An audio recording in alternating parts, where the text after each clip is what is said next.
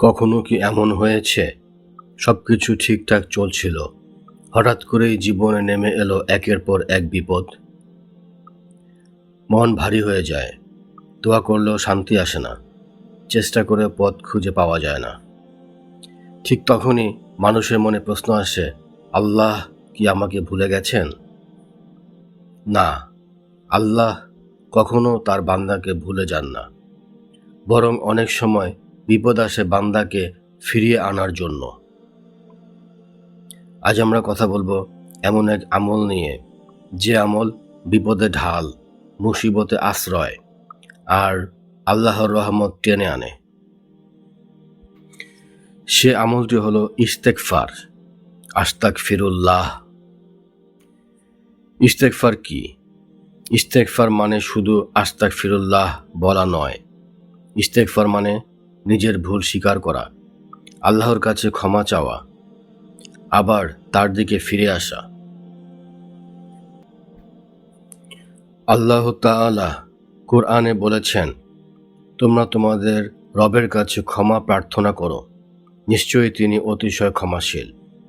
তিনি তোমাদের উপর প্রচুর বৃষ্টি বর্ষণ করবেন, ধন সম্পদ ও সন্তান দ্বারা সাহায্য করবেন, তোমাদের জন্য বাগান সৃষ্টি করবেন এবং নদী প্রবাহিত করবেন।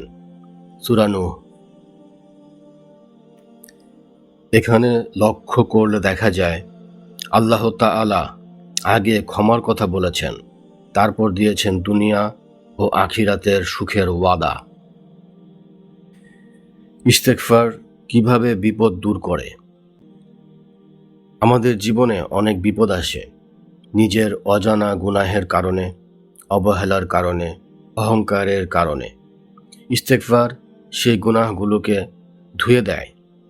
রাসূল সাল্লাল্লাহু আলাইহি ওয়াসাল্লাম বলেছেন, যে ব্যক্তি নিয়মিত ইস্তেগফার করবে, আল্লাহ তার জন্য প্রতিটি দুশ্চিন্তা থেকে মুক্তির পথ করে দেবেন, প্রতিটি সংকট থেকে বের হওয়ার রাস্তা খুলে দেবেন এবং এমন জায়গা থেকে রিজিক দেবেন যা সে কল্পনাও করেনি। আবু দাউদ। ভাবুন একবার, প্রতিটি দুশ্চিন্তা, প্রতিটি সংকট, এর জন্য আল্লাহ নিজেই রাস্তা খুলে দেবেন। নবীদের জীবনে ইস্তেগফার ও বিপদ থেকে মুক্তি। হযরত নূহ আলাইহি ওয়াসাল্লাম দীর্ঘ বছর দাওয়াত দিয়েও যখন মানুষ অবাধ্য হলো, তখন তিনি বললেন, তোমরা ইস্তেগফার করো। ফলাফল, আসমান থেকে রহমতের বৃষ্টি, সম্পদ ও সন্তান, বরকত ও শক্তি। হযরত ইউনুস আলাইহি ওয়াসাল্লাম মাছের পেটে অন্ধকারের পর অন্ধকার। সেই সময় তার দোয়া ছিল, লা ইলাহা ইল্লা আনতা সুবহানাকা ইন্নী কুনতু মিনাজ জালিমিন।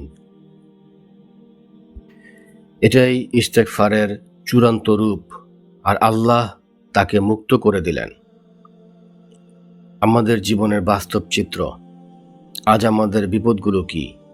অভাব, ঋণ, মানসিক অশান্তি, পারিবারিক ঝামেলা, রোগ, ব্যর্থতা।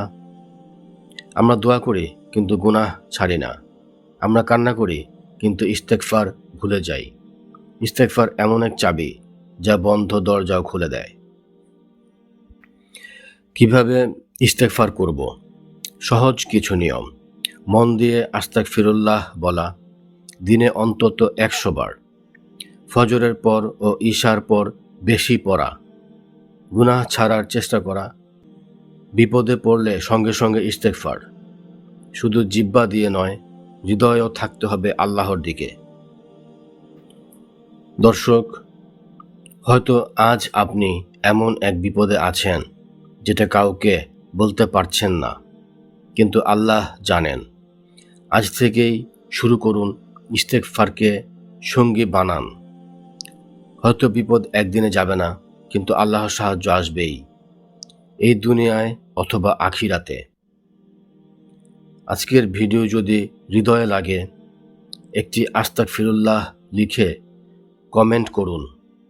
ভিডিওটি শেয়ার করুন, কারো বিপদ দূর করার মাধ্যম হতে পারে।